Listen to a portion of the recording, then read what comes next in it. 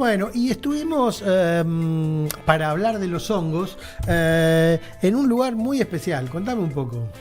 Bueno, como hemos mencionado, en los últimos años se está hablando mucho de los hongos, de esta nueva comida, de cómo puede ser y de cómo puede usarse en la comida.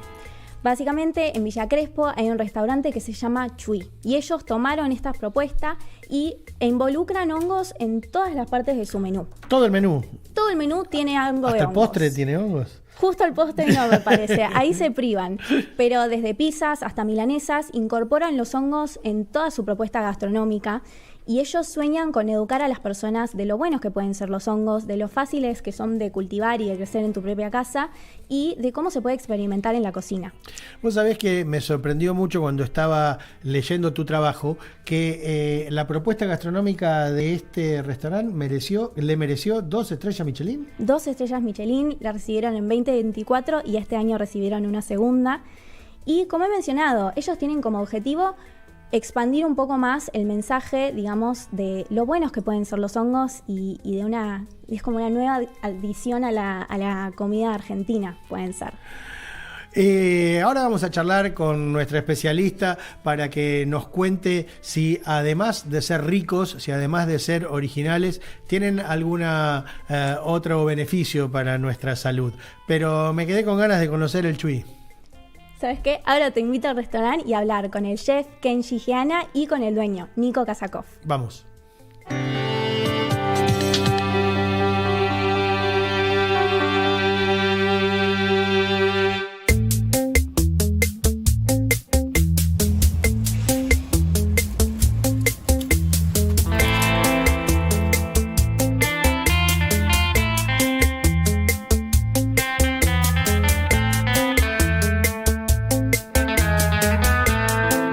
Y nos juntamos para hacer una idea diferente, basada en este lugar que habíamos encontrado, que nos pareció que tenía mucho potencial, y nos interesó trabajar sobre ingredientes que ya nos obligan a ser creativos, que nos obligan a hacer algo diferente, ¿no?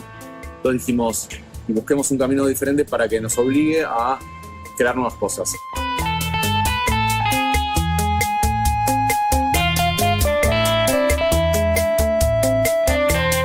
Vamos a hacer una carta basada en vegetales y en hongos, pero le vamos a agregar pizzas como para que sea todavía más democrático y que nadie sienta que está comiendo un menú saludable, digamos.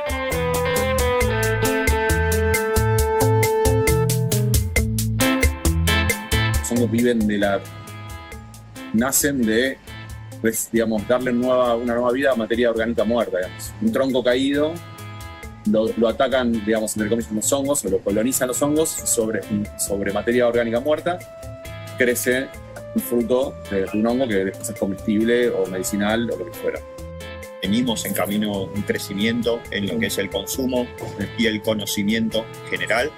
Hablando del público argentino principalmente, lo único que conocíamos quizás eran los champiñones, los portobelos dentro del mundo hongos, antes. Y me parece que de a poco, no sé, la girola ya está dentro de, por lo menos a nivel nombre, a nivel discurso, todo el mundo sabe lo que es una girola. Se va metiendo la melena de león dentro, que es otro hongo con una textura muy distinta quizás al común de los hongos que consumimos dentro también de la escena.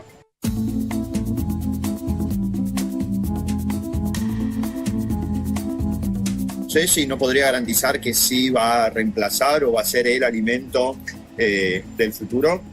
Sí creo que abre un abanico de posibilidades, de oportunidades tremendo. Por lo que creo que va a ser uno de los alimentos del futuro, es porque las condiciones del planeta, la cantidad de población, todo eso hace que sea cada vez más difícil habitar este planeta. Entonces, los hongos sí tienen una característica que para mí los diferencia de todo el resto de los alimentos, incluso de los vegetales, que no son vegetales sino que es otro reino, es que son resilientes, digamos, pueden nacer de la muerte. O sea, de un árbol, o sea, el ejemplo es ese, un árbol caído, muerto, es colonizado por las esporas de los hongos y sobre ese tronco muerto puede crecer un montón de toneladas de alimento, gratis. O sea, lo que tiene de ventaja con respecto a todo el resto de los alimentos es que se pueden producir realmente gratis.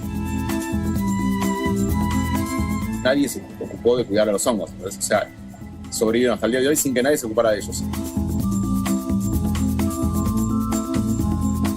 pasar esa etapa del prejuicio y saber prepararlos. Los hongos están compuestos por un porcentaje muy alto de agua dentro, pero bueno, depende también qué tipo de hongo, el porcentaje de agua que tiene, la fibra que tiene adentro celularmente el hongo, para lo que es la consistencia.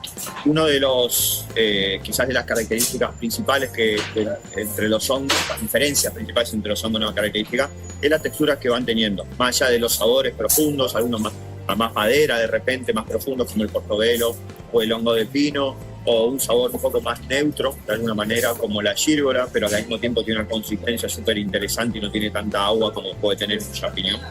Entonces, a medida que van variando los hongos, también van variando los sabores, van variando las texturas. La textura es uno de los principales, quizás, factores en la decisión de cómo trabajarlo. Lo que nosotros tratamos de por sí en lo que es la cocina de Chuy es mostrar el producto, que comas, identifiques lo que estás comiendo, que no haya algo innecesariamente intelectual dentro de la búsqueda de cada plato. No buscamos imitar, sino buscamos proponer. Hay mucho para explorar. Entonces, eso siempre estamos abiertos a que haya una nueva exploración y que nos traiga platos nuevos. Tenemos champiñones, portobelo, gírgola, melena de león. Estamos incorporando los enoquis que están saliendo muy bien ahora. Educar, sobre todo, para que la gente pueda ver cómo crecen los hongos, las formas que tienen, son muy atractivos. Eso también tira vapor y ventilación y los mantiene, o sea, están vivos, todos los días son diferentes, todos los días van creciendo y se ven. Si venís mañana están mucho más grandes, están totalmente diferentes, aún los cosechamos.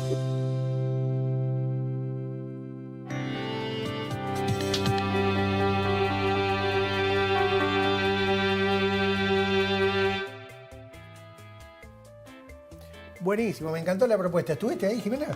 Yo he estado ahí, sí. Bueno, me encanta. ¿y qué onda? ¿Bien? Es muy bueno. A mí ¿Sí? me encanta esa comida, realmente. ¿Te encanta esta comida? Sí. Loyola al 700, si quieren probar la experiencia del Chuy, la próxima entrevista la podemos hacer en el restaurante, ¿no? Y para eso la vamos a invitar también a la licenciada Estela Kral. ¿Qué tal, Estela? ¿Cómo estás? Buenas tardes. ¿Qué tal? Buenas tardes, muchas gracias por la invitación. Por favor, Estela es nutricionista, es profesora en la Universidad Católica Argentina, en la Facultad de Ciencias Médicas, y queríamos hablar con Estela para abordar un poquito este tema ahora desde el punto de vista ya nutricional, digamos. Bien. ¿Qué es lo que puede aportar a nuestra dieta este tipo de alimentos? Bueno, la realidad, los hongos son llamados los alimentos del futuro, básicamente porque son todos estos alimentos nuevos que aparecen, que se van encontrando determinados productos nutricionales o sustancias nutricionales que intervienen en la salud humana.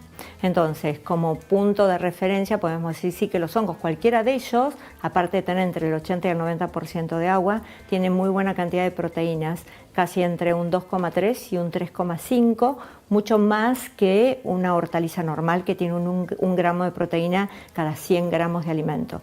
Pero no puede competir con la carne. Eso le iba a preguntar, ¿no lo puede reemplazar? No, es un complemento de una alimentación donde tiene una proteína de buen nivel biológico, pero tiene que ser complementada por otro producto de origen animal o de origen vegetal con mayor carga proteica, porque 100 gramos de carne tienen 20 gramos de proteínas contra 2,3 o 3,5. Claro. ¿Y qué es? ¿Hongo más legumbres, Es por ejemplo? hongo más legumbres, hongo más queso, hongo más huevo. Entonces, de ahí que son muy versátiles las preparaciones de los hongos, muy versátiles, que pueden ser desde milanesas, pueden estar en un guisado, pueden estar en alguna preparación, pero siempre acompañando algo. Sí. No puede ser como punto central de una alimentación porque a pesar de que tienen muchos productos nutricionales, tienen fibra, tienen agua, antioxidantes, que como la vitamina C, como la vitamina D, tienen todo el complejo B1, B2, B6 y B12, pero dentro de su rango. Entonces necesita cosas para poderse complementar y poder ser suficiente en la alimentación saludable.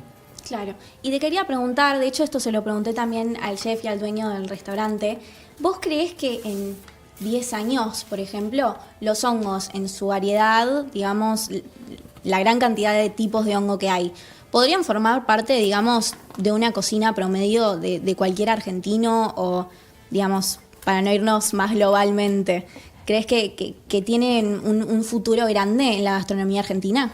Yo creo que de a poco todos estos alimentos que se van incorporando poco a poco, por ejemplo, la palta hasta hace un par de años atrás era como un alimento que nadie lo consumía, hoy ya se instauró en la alimentación cotidiana de toda prácticamente toda la población.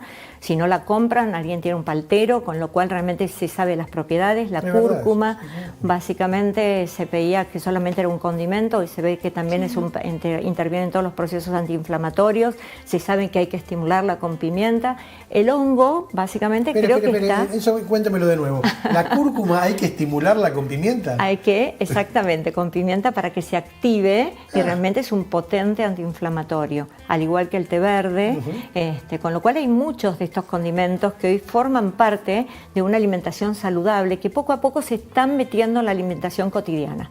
El hongo me parece que está como en pañales de todo esto, la gente tiene un consumo como muy simple, los champiñones, los portobelos, puestos adentro de algún tuco o de alguna salsa, pero nunca en una alimentación de una familia dice vamos a hacer unas gírgolas a la milanesa.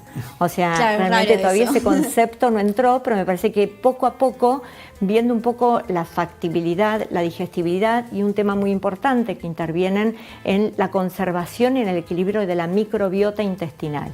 Y hoy por hoy el tema de la microbiota intestinal es uno de los temas más candentes en cuanto a lo que es toda la parte gastrointestinal del paciente o de todos nosotros, ¿no? Entonces, ¿qué es la microbiota?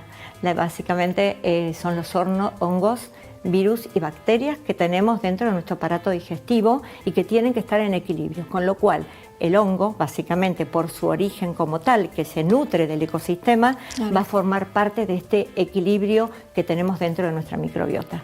O sea, es de esos alimentos que ayudan a, digamos, nutrir las bacterias buenas del cuerpo, ¿se podría decir? Exactamente. Va a ser un pilar, me parece muy importante, acompañando la alimentación normal de un individuo y obviamente a largo plazo para que pueda ir transitando todos los momentos de su vida, desde la niñez, la adolescencia, la adultez y demás.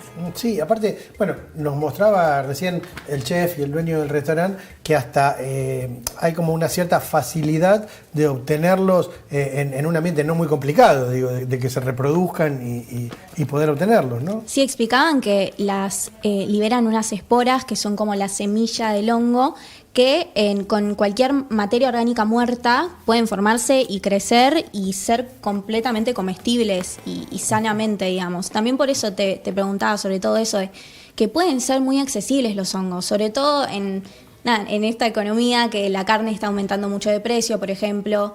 ¿Crees que tal vez esos factores también colaboren a su popularidad? Yo creo que todo colabora, pero tenemos que ser realmente como rigurosos en algún concepto que no va a poder reemplazar las proteínas de origen animal. Correcto. O sea, eso es como primer paso. Entonces tiene que estar suplementado por algún otro tipo de proteína. Si uno es ovo-lacto vegetariano, va a ir buscando queso, va a ir buscando tipo legumbres. Si uno tiene una alimentación normal, lo puede ir reemplazando por quesos tipo gratinados o dentro de algún guisado. Pero realmente como alimento exclusivo difícilmente pueda cubrir los requerimientos nutricionales de un adulto normal o de una persona que está en etapa de crecimiento, porque no nos alcanza. Claro, no escapará a usted, que seguramente lo ha escuchado, porque están de moda los hongos también. Hay que decir, están re de moda. Que también se está hablando mucho del tema de los hongos como suplementos, pero no solo alimentarios, sino, por ejemplo, para ayudar a tener un día más despierto, otros al revés, a relajar. Cosas. Pueden llegar a tener tiene una faceta farmacológica muy importante. De hecho, se está utilizando bastante como tiene muchos factores que intervienen en el sistema inmune y tienen potentes antioxidantes. Entonces, la realidad, la industria farmacéutica los está incorporando dentro de sus medicamentos o dentro de sus suplementos nutricionales que acompañan un poco la alimentación cotidiana de un individuo. Melena de León, uno de los hongos, que estaba creo en el restaurante también. Sí, estaba en el restaurante. Está en el menú. Y, por ejemplo, dice que se utiliza para ayudar a estar más activos, digamos. Más activos, exactamente. Y a mí me llama mucho la atención, digo, porque hacen un preparado con ese hongo, que no sé de qué manera. Se va desecando o bien con el mismo líquido. Hay que tener en cuenta que tiene casi el 80-90% del agua. Entonces, con lo cual los extractos de hongos también se han utilizado para estos temas de mejorar un poco la emoción o la emotividad cotidiana. Bien, entonces los tenemos. en la farmacia, en el botiquín, En todas en la partes de la dieta, casa pueden en el estar. jardín. Y también no nos olvidemos que son hongos y levaduras que intervienen mucho en la panificación. De hecho, sus orígenes fueron utilizados para la fermentación. Entonces, Desde es como hace que miles de años. exactamente, son sumamente versátiles, Claro. versátiles. Hoy empezamos a colocarlos en la mesa, como todos estos productos, como son las algas, por ejemplo, como fueron los cactus en su momento. En algunas comunidades también, hoy por hoy como innovadores, tenemos los insectos como fuente proteica. La realidad, hay un montón de alimentos que se están empezando a incorporar poco a poco. El tema tiene que ser cambios paulatinos para que la gente lo pueda adoptar en su vida cotidiana. ¿Cuáles son los más amigables para empezar a incorporar en nuestra dieta? A ver. Y yo creo que los portobelos, que realmente uno va, no sé, a cualquier verdulería y los Sí, en el encuentra, en el súper supermercado están envasados, ya están limpios y todo lo demás. De repente tenemos los champiñones de los históricos que vienen en lata, hay que lavarlos por la cantidad de sodio. Y después, bueno, realmente si uno quiere investigar un poquito más, las gírgolas realmente se pueden adoptar muy bien y fácilmente a cualquier tipo de preparación. Y también tienen fibra, todos ellos los que hemos nombrado tienen buena cantidad de fibra que nos van a ayudar también al tránsito intestinal y fundamentalmente a nuestra microbiota. Hay uno que se llama kefir, me dicen también. No, Kefir. el kefir realmente, ¿Es una bacteria? el kefir son bacterias básicamente que se utilizan para la fermentación o de leche o de agua. Son como células vivas, son probióticos que realmente hay que nutrirlos, con lo cual pueden ser caseros o uno los puede comprar. El kefir de leche realmente se nutre. Que es como un yogur, ¿no? Es como un yogur, porque los dos lactobacilos básicamente lo que hacen es pesan a la leche para formar esa cuajada. Y si quiero tenerlo de agua, básicamente lo tengo que adicionar con las cáscaras de frutas y demás para que realmente se Y pueda eso sí ayuda a la microbiota. Entonces. Esos son probióticos que ayudan un montón a la microbiota junto con los hongos. Junto con los hongos. Ah, y no engordan además. Tienen muy pocas calorías, tienen casi 30 calorías cada 100 gramos, básicamente. ¿30 cada 100 gramos? Cada 100 gramos. Pero con lo listo, cual, hay que reemplazar la manzana tienen por eso, hongo. claro, tendencia. no tienen grasa, tipo realmente no tienen colesterol, con lo cual en los planes hipocalóricos como alternativa y como volumen vienen fantásticos y básicamente por lo que dijimos anteriormente, poca cantidad de calorías, las proteínas que tienen son buenas pero incompletas, con lo cual tenemos que suplementarla con algo, no tienen grasa, con lo cual para los pacientes que por ahí tienen algún tema renal nos vienen perfectos también. Claro.